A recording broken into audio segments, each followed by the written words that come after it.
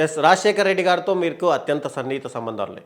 జగన్మోహన్ రెడ్డి గారితో కూడా కొంత సన్నిహిత సంబంధాలు. అయితే రాజశేఖర్ రెడ్డి గారికి, జగన్మోహన్ రెడ్డి గారికి ఉన్న వ్యత్యాసం ఏంటి? రాజశేఖర్ రెడ్డి అన్న ఒకసారి పరిచయం అయ్యే ఇదైతే వెంటనే ఇప్పుడు నేను ఆర్కియాలజీ డైరెక్టర్గా నేను పొద్దు ఎప్పుడైనా పేపర్లో వస్తూ ఉంటాను, డైలీ రెగ్యులర్గా వచ్చేది నాది. అంటే ఆర్కియాలజీ డైరెక్టర్ అంటే ఒక ఆర్కియాలజీ అంటేనే ఒక ముద్ర వేసుకున్నాను నేను.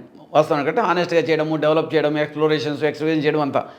పేపర్లో ఏదైనా వస్తే ఎప్పుడన్నా కలిసినప్పుడు చెన్నారెడ్డి కమ్ ఈరోజు మన పేపర్లో చూశాను బా సాక్షిలో సెంట్రల్ స్పేట్లో నాకు హెరిటేజ్ న్యూస్ అంటే చాలా ఇష్టము. అట్లా ఎవరినైనా కూడా, నన్నే కాదు ఎవరైనా కూడా, మా రఘువీరెడ్డి కానీ ఇంకా ఎవరైనా ఫ్రెండ్స్ ఎవరైనా కానీ టక్కని పిలిచి మాట్లాడము, అదొక ప్రేమ ఆప్యాయత, దాంతోనే చాలా ఇది ఉంది. అలాగే జగన్ కూడా ఉంది, కానీ జగన్ దగ్గర రానికోకుండా కొందరు చేశారు అంతే. అది జగన్ తప్పేం కాదు. అది జగన్ పోతాను, ఇప్పుడు నన్ను పోతానే పురావస్తు శాఖ నా తెలుసు పరిచయం చేస్తే పురావస్తు శాఖ కదా నాకు తెలుసులే, నాకు తెలుసు అని ఎట్లా మాట్లాడతాడు. అతని దగ్గరికి ఎంటర్ కానికోకుండా ఏదో జరిగింది కొన్ని లోటుపాట్ల వల్ల. ఇప్పుడు టెర్రరిజం ఒకసారి పొరపాట్లు జరుగుతుంటాయి, అది మనం సర్దించుకున్నప్పుడే మన మనుషులం. ఒకసారి అతనికి తెలియకోకుండా ఆప్తులను కూడా రానియకుండా కొంత జరిగింది, దాంతో ఆ డిఫరెన్స్. అంతేగాని రాజశేఖర్ రెడ్డి అన్న కంటే కూడా స్కీమ్స్, ఆరోగ్యశ్రీ, ఇవన్నీ ఉచిత విద్యుత్తు అన్నీ చేశాడు, బ్రహ్మాండంగా చేశాడు. ఈరోజు ప్రతి ఒక్కరు డాక్టర్లు, ఇంజనీరింగ్ అంతా చదివారంటే రాజశేఖర్ అన్న పుణ్యమే. స్టార్ట్ చేశాడు అతను.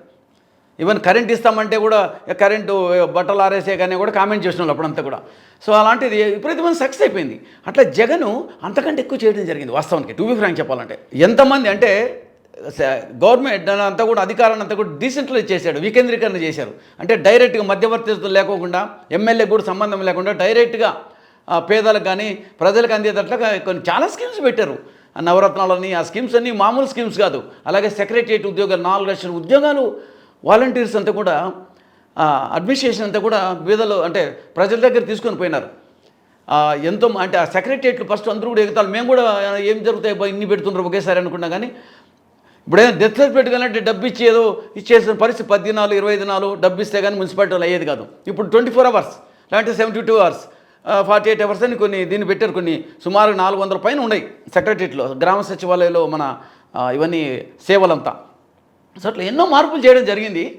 ఏదో బ్యాడ్ టైమో లేకుంటే రకరకాలుగా ఏదో చెప్తుంటారు, రకరకాలు ఏ విధంగా జరిగినాయి ఎలక్షన్స్ కానీ లేకుంటే ఎట్లో. కానీ